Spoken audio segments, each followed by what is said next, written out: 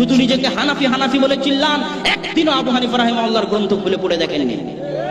পড়ে দেখেন আল ফিকহুল আকবার, স্বয়ং আবু হানিফা রাহিমাহুল্লাহ আল ফিকহুল আকবরের মধ্যে বলেছেন, কেউ তিনি বলেছেন ইন্না লিল্লাহি ইয়াদ, আল্লাহ সুবহানাহু ওয়া তাআলার হাত রয়েছে।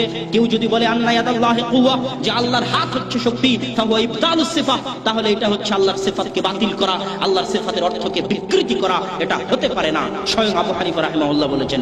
আর আপনি নাভির নিচে হাত বেঁধে রাফুল আদায় না করে আস্তে আমিন বলে নিজেকে দেখান যে আমি হানাফি, অথচ আবু হানিফা রাহিমাহুল্লাহর আকীদার বিন্দু মাত্র আপনার ভিতরে নাই। আপনি হানাফি হওয়ার দাবিতে মিথ্যুক।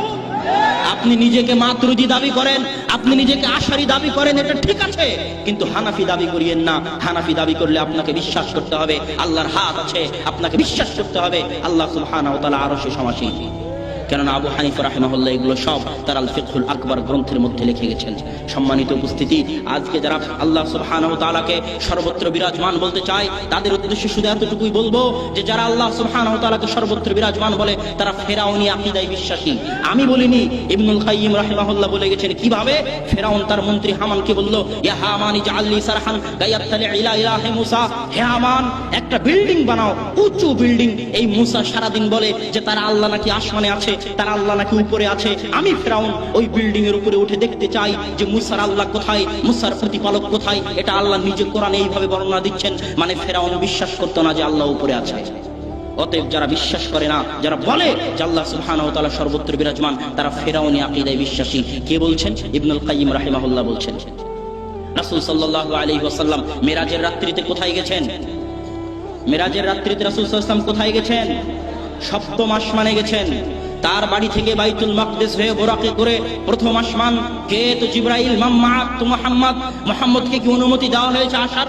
হ্যাঁ, অনুমতি দেওয়া হয়েছে।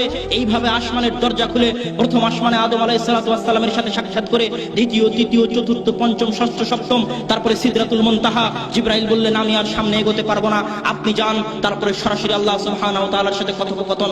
50 ওয়াক্ত কমাতে কমাতে 5 ওয়াক্ত সালাত নিয়ে আল্লাহর রাসূল ফিরে আসলেন। যারা বলে যে আল্লাহ সুবহানাহু ওয়া তাআলা সর্বত্র বিরাজমান, তাদেরকে আগে মিরাজের ঘটনা অস্বীকার করতে হবে। আর যে মিরাজের ঘটনা অস্বীকার করবে সে কাফের হয়ে যাবে। আর যদি মিরাজের ঘটনা মেনে নেয় তাহলে এই দাবি মিথ্যা যে আল্লাহ সুবহানাহু ওয়া তাআলা সর্বত্র বিরাজমান, বরং আল্লাহ সুবহানাহু ওয়া তাআলা আরশে সমুন্নত। আর আল্লাহ সুবহানাহু ওয়া তাআলা সর্বত্র বিরাজমান, এটা অত্যন্ত জঘন্য নিকৃষ্ট আকীদা, হিন্দুদের আকীদা। আল্লাহ সুবহানাহু ওয়া তাআলা আমাদেরকে আকীদা থেকে পরিত্রাণ দান করুক। আল্লাহুম্মা আমিন।